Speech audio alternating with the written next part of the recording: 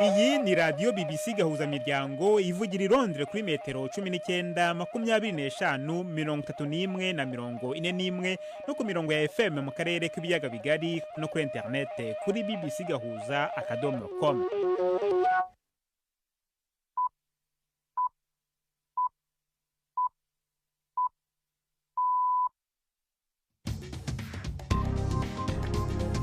Ubu ni saa 10 n'igice ku isaha mpuzamahanga ya GMT, ni saa 12 n'igice ku isaha yo mu Rwanda no mu Burundi. Muri studio muri kumwe na Jacques Niyitegeka. Izi ni ingingo z'ingenzi zigize aya makuru. Perezida wa Amerika Joe Biden mu kanya kari imbere arageza ijambo ku baturage b'igihugu cye ku nshuro ya mbere mu ruhame nyuma yaho Donald Trump yongeye gutorerwa kuyobora igihugu. Leta ya Australia iravuga ko higiye gushyiraho amategeko ya mbere ku isi abuza abana bari munsi y'imyaka 16 gukoresha imbuga nkoranyambaga. Igipolisi muri Mozambique cyitabaje ibyuka biryana mu maso na grenade zitica ku bantu babarirwa mu magana bigaragambyaga mu murwa mukuru Maputo nyuma y'amatora atavugwaho rumwe yo mu kwezi gushize. Tubafitiye n'ikinamico urunana muri mwese, ikaze muri aya makuru yo kuri wa kane turi ku itariki ya 7 z'ukwezi kwa 11.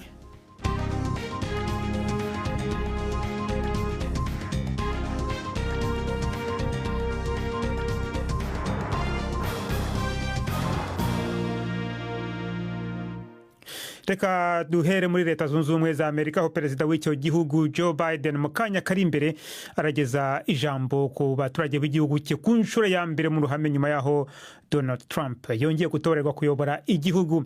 Bibaye mu gihe mu ishyaka ry'abademokrate bari mu gutungana gatoki bashakisha impamvu umukandida waryo Kamala Harris yatsinzwe nabi cyane.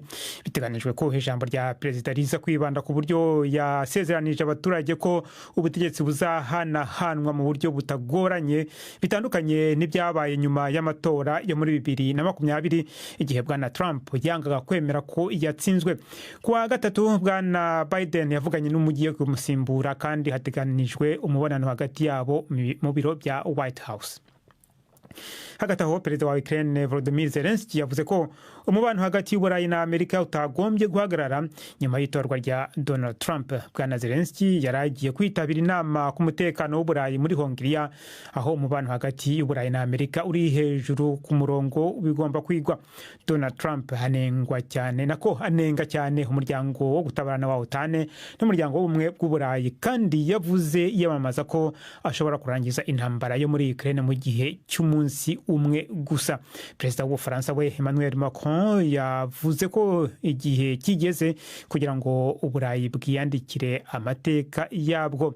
Minisitiri w'intebe wa Polonye Donald Tusk we yatanze impuruza ko intsinzi ya Donald Trump izagira ingaruka zikomeye ku mutekano w'Uburayi, ariko yivugiye ko adashobora ubungubu kumenya izo ngaruka izarizo. Donald Tusk nawe yavugaga ari mu kwitegura gufata indege yerekeza i Budapest muri Hongiriya mu nama y'umuryango umwe bw'Uburayi, aho ubutegetsi bwa Trump buri imbere biri hejuru ku murongo w'ibyigwa. Ni inkuru ya Paul Moss mugezweho na Jean-Claude Mwambutsa. Polonye yigaragaza nk'ifitanye imibanire myiza na Leta Zunze Ubumwe za Amerika, kandi na minisitiri w'intebe wayo Donald Tusk agashimangira ko hari igihe yavugaga rumwe na Donald Trump. Gusa bwana Tusk asobanura perezida utegerejwe wa Amerika nk'umufatanyabikorwa usaba byinshi kandi wifashisha intwaro ye yo guhindagurika haba ku nshuti cyangwa se abanzi. Kuri we ngo byari byoroshye ubu kumenya aho ibintu byerekeza, cyane cyane ku birebana n'ibibazo by'umutekano. Amateka yageneye Polonye impamvu zumvikana zo gutinya Uburusiya. Ntibitunguranye kuba abayobozi bayo bikanga ukuza ku butegetsi kwa Donald Trump, wavuze igihe kimwe ko Vladimir Putin yagaragaje ubuhanga atera Ukraine. Perezida wa Iran Masoud Pezeshkian yavuze ko intsinzi ya Donald Trump mu matora ya perezida muri Amerika ntacyo izahindura kuri Teheran, kubera ko ishyira imbere kunoza umubano n'ibihugu bituranye byiganje mu idini ya Islam. Minisitiri w'ububanyi n'amahanga wa Iran mbere yaho yari yavuze ko amahinduka mu buyobozi bwa Amerika azaha amahirwe Amerika yo kongera gusuzuma icyo yise politiki mbi zo mu gihe cyashize. Kuri manda ya mbere ya Trump, Amerika yishe umukuru w'igisi igisirikare gishinzwe kurinda inzego z'ubuyobozi muri Iran kandi inivana mu masezerano mpuzamahanga ahuza Iran n'amahanga, amasezerano harebana na gahunda y'ingufu za nucleaire y'iki gihugu. Ibihugu iyo nkuru twayigarukaho mu kanya. Reka dukomereze muri Australia, aho leta y'icyo gihugu ivuga ko igiye gushyiraho amategeko ya mbere ku isi abuza abana bari munsi y'imyaka 16 gukoresha imbuga nkoranyambaga. Minisitiri w'Intebe Anthony Albanese yavuze ko harimo gutegurwa ayo mategeko hifashishijwe inama hitangwa n'imbuga nkoranyambaga kandi ko agamije kugabanya ingaruka mbi imbuga nkoranyambaga zigira ku bana. Biteganijwe ko aya mategeko leta izayashyikiriza inteko nshinga mategeko muri uku kwezi. Ni inkuru ya Katie Watson magezwaho na Siriake Muhawe nayo. Umushikiranganje wa mbere Anthony Albanese avuga ko azanye iryo tegeko ku bavyeyi aboco kimwe nawe bataye umutima uhagaze n'umutekano w'abana kuri internet. Amategeko mashasha avuga ko kuja ku mbuga nka Instagram, Facebook, TikTok na X bizoba bibujijwe ku mwana uwari we wese adashikana imyaka 16. Igikomeye cyane nuko atamwana numwe azoba arekuriwe gutezurirwa naho yoba yavyemerewe n'abavyeyi. Nta bihano bizotangwa ku bana bato canke ku bavyeyi babo banyene imbuga hwaniro ne bazokwerekana ko bafashe ingingo mu kubuza kuzijako. Mu gihe iryo tegeko ryo kwemezwa bizosaba amezi 12 kugira ritangure kuja mu ngiro. Haraba ariko baranebagura iyo nteguro y'itegeko aho abahinga bagabisha ko kubuza abana kuja ku mbuga hwaniro bituma gusa bacerwa kuzijako ariko ataco rifasha ku mutekano wabo ku mbuga. Mukomeje kumva BBC gahuza miryango, muradukurikira kandi kuri Kisoro FM mu majyepfo ya Uganda, abari kuri internet muradukurikira kuri Facebook Live.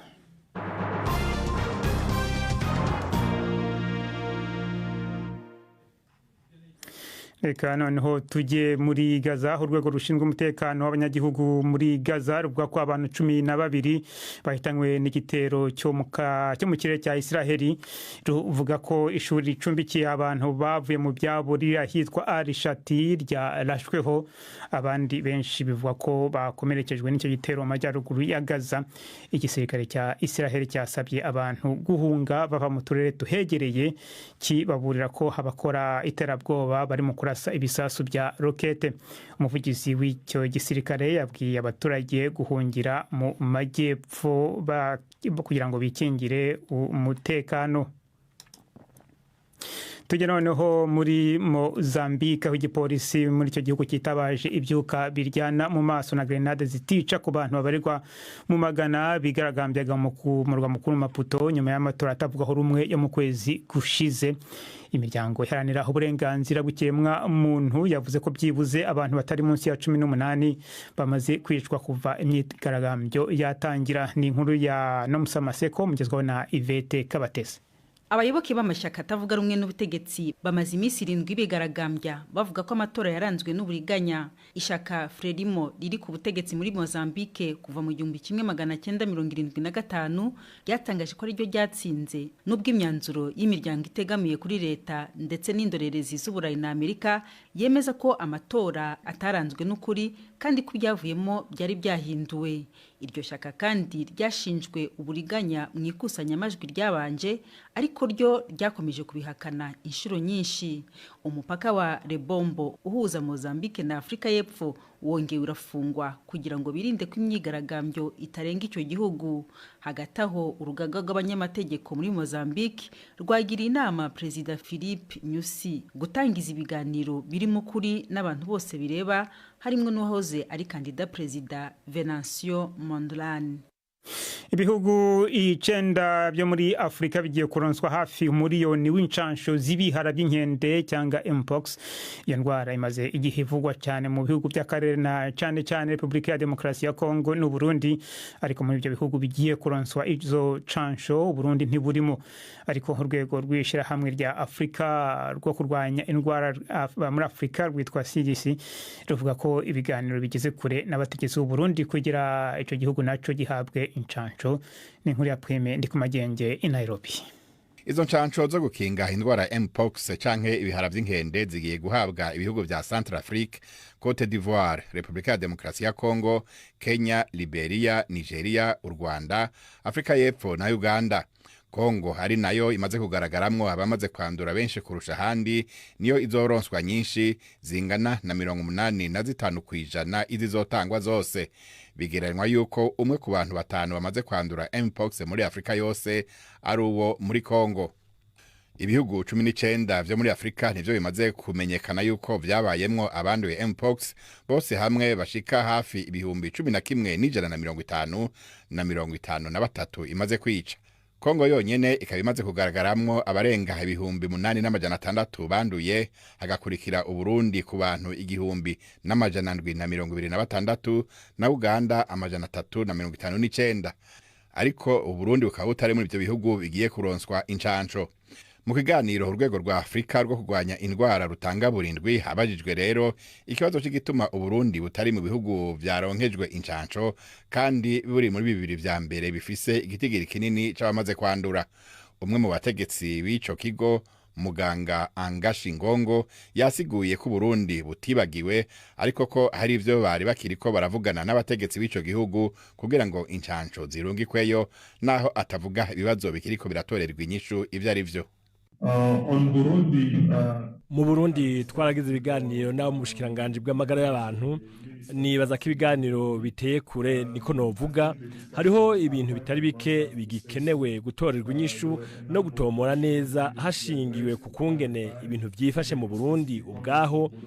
Uko bigaragara ivyo bintu byose biriko biratorerwa umutubu. Turizeye ko mu ndwi ziri imbere tuzoronka inyishu nziza zivuye mu Burundi zotuma turungikayo izo ncanco. Novuga ko ibintu byose biriko biraja mu buryo ubu, twizeye ko mu ndwi imwe canke ziri imbere abarundi nabo bazoba batanguye guterwa incanco. Ikizwi nuko bene izo ncanco zisaba kuba hari ubuhinga butari buke bwo kuzibika no kuzitwara gushika aho ziterwa abazigenewe, kandi igihugu kikerekana ko citeguriye kuzakira. Mu Budage nyuma yaho ihuriro ryari rigize leta risenyukiye ejo kuwa gatatu nimugoroba, ubu hari amajwi menshi hari gusaba inteko nshinga amategeko ko ikora itora ryo kwemeza niba hahita hahamagazwa amatora vuba muri uyu mwaka aho kuba mu kwezi kwa 9 ku mwaka utaha uko byari biteganijwe. Ihuriro ry'amashyaka 3 yaragize leta ya Olaf Scholz ryacitsemo ibice kuko ritashoboye kumvikana kukongera gufata ideni ryo gutuma ingengo y'imari igerwaho. Ni inkuru ya Damien McGuinness mugezweho na Fenega Kwaya. Ubu byagiye hagaragara ko Budage bugiye guhamagaza amatora vuba, gusa ntiharamenyekana igihe bizabera.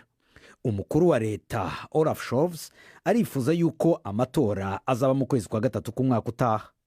Kugeza icyo gihe rero, ubwo akaba ayoboye leta igizwe na banyamuke, leta izaba igendera ku buryo ishyaka bahanganye ry'abakonservateri rizajya rigena imigambi mishya. Ariko umukuru w'ishyaka ry'abakonservateri Friedrich Merz we yavuze yuko Ubudage bukeneye leta ikora neza mbere y'icyo gihe, maze asaba yuko haba amatora vuba bishoboka.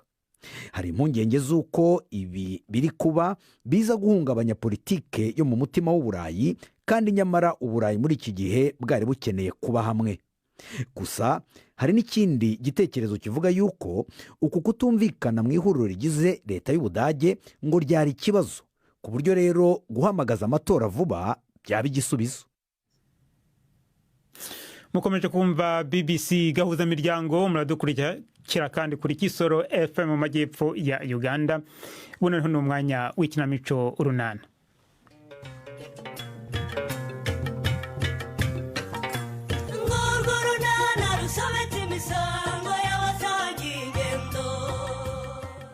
Amakimbirane yo kwa Ruremesha na Tanazi yakemutse. Hagati aho inkuru nziza kuri Nadine n'Urunana.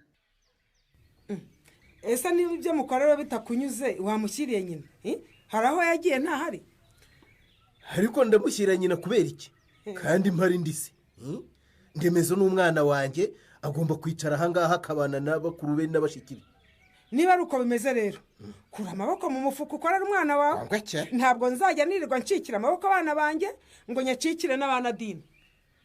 iyo mpashye se mpahira bamwe abandi nkabareka. ese uretse n'ibyo ko n'ibyo uhaha ntabyo mbona ubundi guhaha birahagije igihe ubyuka mu gitondo umutekera igikoma saa sita umutekera ibyo kurya nijoro wibuke gutaha kare umwuhagire umumesere niba atari ibyo rero ntuzatekereza ko Nyiramariza ndi umuboyi wa Nadina. ariko Nyiramari hari ujya utekereza ko hari igihe kizagera ukaba umugabo nkaba umugore muri uru rugo? ibyo se ndabikubwiye. ntubimbwe ariko nibyo ushaka kuvuga. ni akazi kawe. nakumvise urashaka kwigira umugabo muri uru rugo. nzahora ndi umugabo mu rugo rwanjye nawe uba umugore. ahubwo iyo ababimenyaga ko uri umugabo ugakora inshingano z'abagabo. ariko wa mugore we ako gasuzuguro ugakura hehe? kahise nta soni uratinyuka ukambwira ngo si ndi umugabo? hewe simpakanye ko uri umugabo, mvuze ko nkora inshingano zawe n'izanjye kandi ndi umugore ntari umugabo. ngaho niba mbeshya nyomoza ceceka aho ngaho mbanze nitabe umpamagara. dore wigeze radiyo iyo utametse uravuga ntujye uceceka. komera Rureme. komera Stefano we. umboneye kirakasa kumpamagaye muri iki gitondo? si ikiraka ariko nyine ngufite icupa rya nimugoroba. ngaho se bivuge neza Rureme, ni icupa rya rubanza kisera? nashakaga ko nimugoroba twaza kwicara ahantu rwose tugasangira agacupa nsaba imbabazi umuturanyi wanjye Atanazi, kuko rwose namubekeye nkamuharabika. sinzi rero niba uza kuboneka tukarisangira da. ya baba Rureme, koko nawe uri umuntu w'umugabo urabaza niba padiri ari umugatolika? uragiye se nye? sindagenda ariko mu kanya ndaba ngiye mama. kagakoshwa se ugafata iwuhe mwanzuro we? Reya se iryo shyano ryoka reye ubusa ko nasanze atari wenyine ra. afite ikipe nini muri inyuma mama. muriye mu mugambi we mubisha se wo kuguhemukira cyane rwose. burya Sori ntabwo niwe umuhagarikiye muri byose. Sori n'uyu mukobwa wa Tadeyo cyane. uriya mukuru wa Budensiyana rwose bari kumwe agatoki ku kandi mu mugambi wo kuntwara Chris. ariko se bure kuko ririya shyano ry'umugore narigize ntemwuka byaramwe. mama najyaga ngerageza kubaha abantu banduta, ariko kuri iyi nshuro ngiye gushira isoni nihaniza umugore witwa Sorina. umva uzamubwiza ukuri rwose umubwire ko utarya kwa Tadeyo di, maze umwiyame ku mugaragaro rubanda rwose rwumva. mundekere ndamwibikiye mama. Sorina yantondagiye ndamwihorera ariko amaze gukabya pe. ndashaka kuzamuhamagara nkamubwira amagambo 2 cyangwa 3 atakumva nkamureka. bizaciraho se ko nanjye nzamwongeraho 3 cyangwa 4 nkamukurugutura kugeza ashyize ubwenge ku gihe. nye kuvuga idahiye ubundi abavuga iki yagiye avuga urubyaro rwe ko rufite. umva ni ishyari rimukoresha mama. rizamwica rero disi, kuko ibyo akora byose ni hahandi umugisha w'umuntu ntaho ujya ujya.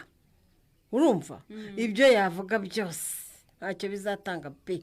ibyo yakoze byose tuturere uzamwegukana ubundi yiyahure. icyo kora mama iyo uvuze ibyo kwegukana Chris ibyo ubwo babura ntawe. ariko mugutaha iki? nukuri mba numva mu nda hatitirimo.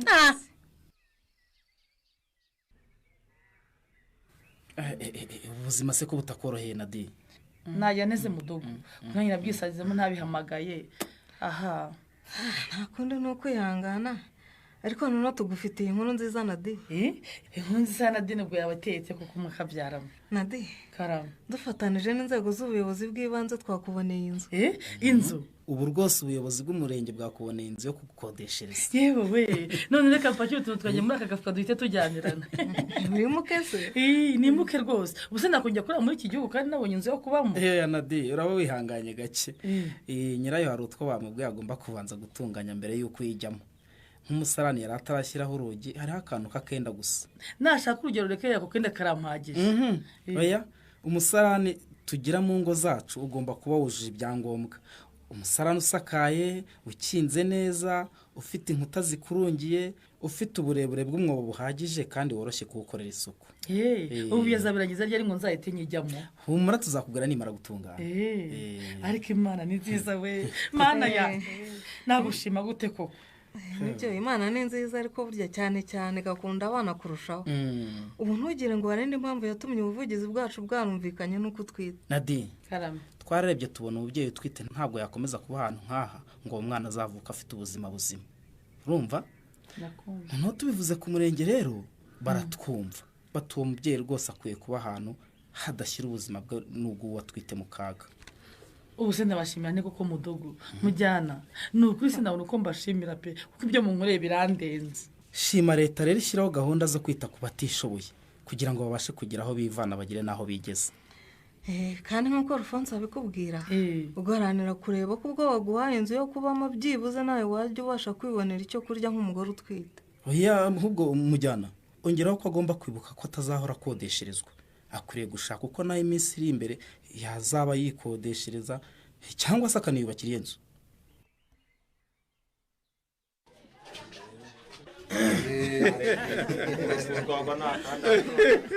mwatugeranya gute na Pascal rwose na mukobwa ashaka nuko ari abakeneye ariko wagira ngo nimwe mwagiye muragaruka namwe ntimugasebanye rwose. urwenya ni kimwe kwizihirwa ni kimwe kuririmba umva yewe ni mwebwe neza rwose ntuhakane bushoboka. oya Stefan none se Pascal uretse kuvuza ingoma wenda no kubyina ateze amaboko ikindi ashoboye ni iki?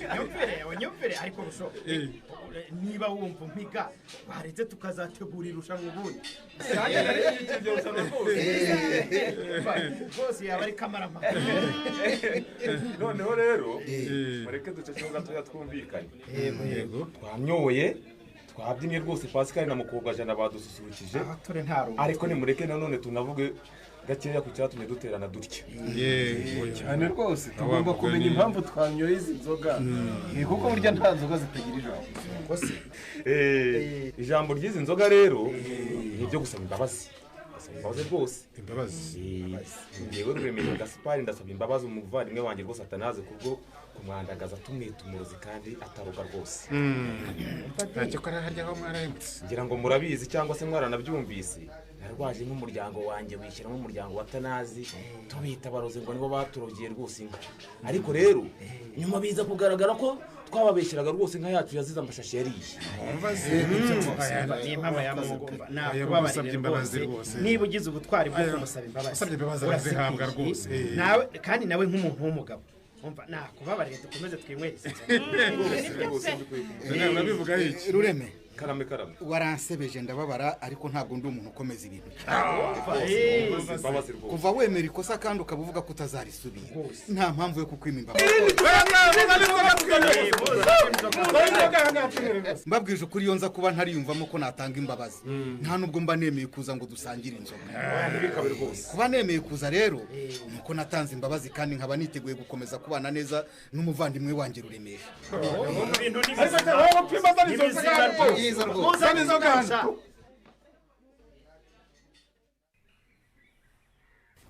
ariko se murankundira amasaha akantu kamwe dusaba ko dufite ariko nubwo wumva iyo nzu yanjye hari utwo batiri gutunganya mwanyemera mukajya kuyinyereka byibuze nkayisura. ibyo numva ntacyo bitwaye kujya kuyikwereka nta kibazo kirimo. ni ukuri mwaba mungire neza pe ndi kwibaza niba ifite inzugi ikagira amadirishya ku buryo ntamizongera kunjya nkumva sindi kubishyikira neza rwose mumbwire ni ukuri. ariko hari icyo bagiye kukubaza na de kijyanye n'iki se mujyana? ushize ubweruka kwa muganga bakubwiye ko ufite ikibazo cy'amaraso make ndakubwira ntigenda wihite urya indyo yuzuye ubuse bimeze bite? ndaho nyine ndagerageza mu bushobozi bwanjye buke mujyana niba mbonye ibyo bijumba nkashaka n'udushyimbo wenda na twa dodo nkajugunyamo nkarya nkasunika iminsi. urya ibijumba n'ibishyimbo na dodo bya buri munsi se? none se ko ari ugushakashaka mudugudu uragira ngo ndye inyama ntazifitiye ubushobozi? ushobora kutarya izo nyama ariko ukazisimbuza ibindi bikomoka ku matungo. ndabizi mwarabimbwiye ko ibikomoka ku matungo ari byiza cyane nk'umugore utwite ndetse no kuwonsa ariko nyine namwe murabizi buriya mubyize mukwe ntakaba atagize pe. ibinini baguhaye se urabinywa neza? bimwe bya feze biriya nyine babahaye bibongerera amaraso. ukuri mujya sinakwirirwa nkubeshya rwose natinye kubinywa pe. wabitinye iki se ko bitarura? urumva ngewe rwose n'ubusanzwe ntinye ibinini cyane n'iyo ndwaye mbinywa ari intambara nk'ubu narwaye rero kugira ngo mbone imbaraga zo kujya kubinywa ntabwo biba byoroshye. kuko ari amakosa akomeye cyane na de ntabwo uzi ko biriya binini ari byiza ku bagore batwite kuko bibongerera amaraso bikanarinda n'umwana kuvukana ubumuga bigatuma akura neza akiri mu nda. niko na de ibyo mudugudu akubwiye hari umunsi abajyanama b'ubuzima n'abaganga batabivuga dusiba kukubwira tuti nyabuna umugore utwite igihe kwa muganga waguhaye ibinini bya feri binywa uko bikwiriye kuko bikongerera amaraso bikarinda umwana kuvukana ubumuga bigatuma akura neza akiri mu nda. ariko hari amakuru udaherutse kumpa di yerekeranye n'ikizi kwa titirere bimeze bite na n'ubu nta kintu urageraho ko bimeze neza ra ndahera se ubu se rumari nk'uwamaze kumuha isinde anyesi rwose ntabwo akiri mu banteye ubwoba reka none se ko titirere asigaye agira aniverisere n'isi nyarurembo nkaba ari ngewe ujya kuyizihiza ngenyine wawu iriya rumari nkwe ku mugani wawe ko itandusha ubwiza ubu urumva yankanga biturutse izi telefone yawe isana mu nzu uzi ko ariyo we reka ndebe uwo ari we cyore uyu munyagwa ntazapfa vuba uzi ko ari wo mpamagaye we arakubaza iki se ko nta gahunda mugira nawe umbaze nkubaze ceceka numva ibyo ambwira ye ceceka alo wiriwe sori wiriwe neza nye amakuru se ko mbona umpamagaye bwije hari icyo nshaka kukubwira yego kandi numvaga ntakikubwira nzi neza ko aya masaha watashye wageze mu rugo nawe utuje nta kibazo rwose nguteze amatwi sori urabizi neza ndakubahura umuntu mukuru ariko wihangane nkubwire iki kintu kimwe nubwo cyasohoka nkaho rwose kirimo agasuzuguro unyihanganire sori ndakwiyamye uti ngo icanye uranyiyama se nakugize ntemuko sori umaze igihe kinini cyane wivanga mu by'urukundo rwanjye nta kintu mfana nawe uwo musore untereta si musaza wawe nta naho umuzi ndakwiyamye nta mahoro nkundane n'uwo nahisemo nashatse kuko si ugena ababeranye n'abataberanye nkwiyame mugore nkwiyame cyakora uko warezwe urigaragaje anyereka ajya nkurusha ikinyabupfura nkubaze nitonze urambwira ngo nkubuza abagutereta ndabakubuza ngo banterete cyangwa ndabakubuza ngo baterete umwana wanjye ibyo si urubanza sori ibyo wiri kuvuga nawe urabizi nawe wiri gushimagiza ngo ni ba misi nyarurembo nawe urabazi njye icyo nakubwiye nizere ko wacyumvise none se muko ko numva ushaka kunyikorera niba uwo musore ugutereta yararebye uwo misi nyarurembo akabona ni umwana mwiza utemba itoto rikamwibagiza rumari nkwi nkawe yabaye amakosa yanjye cyangwa ibyo bigambo byose se nyuma yuko ari wowe wirirwa ubihuragura ahantu hose hirya no hino yego ko anye nakuretse ugira ngo njyewe sinzi kuvuga urinda kurara unshingaho umvugaho ubusa ni njyewe wagutandukanyije na semana hanyuma si umuzanye ko mu byo nakwihanangirije iryo zina ntigeze ndisohora urizanye ute yewe ugiye kwigaragaza inyarurembo ahubwo ugize ikibazo se ko mvuze semana cyangwa uhise umukumbura ese ubundi birirwa urwanira umugabo n'abana ubyaye kuki wasanze semana mugafatanya kurera umwana wanyu rupezi ko amaze kungana na reya muri kurwanira umugabo anyesi agiye gukora iki nyuma y'izi nkuru za sorina uwisiboneye imitego iri mu rukundo rwe na Chrissy yayisimbuka ati naho mu kiganiro urunana cy'ubutaha. ikinamico urunana mwitegurirwa n'umuryango urunana development communication mukayikurikira kuri radiyo BBC kuwa 2 no kuwa 4 saa 12:45 z'umugoroba. ikinamico urunana kandi mwayikurikira kuri YouTube. kuyigeraho andika ijambo ikinamico urunana official maze utange n'ibitekerezo.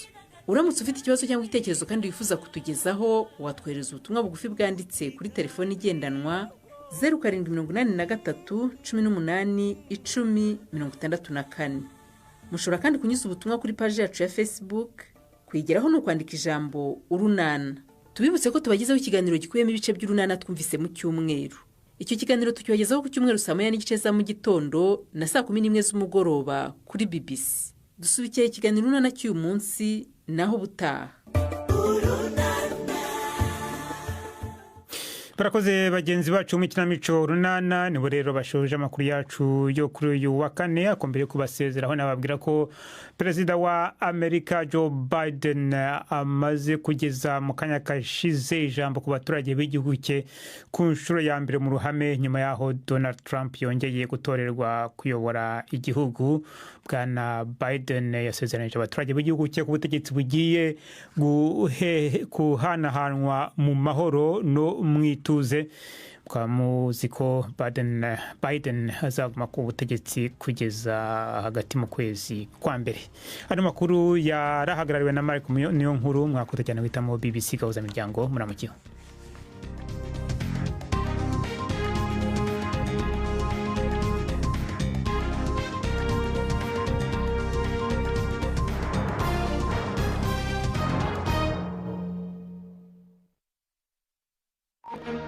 Thank you.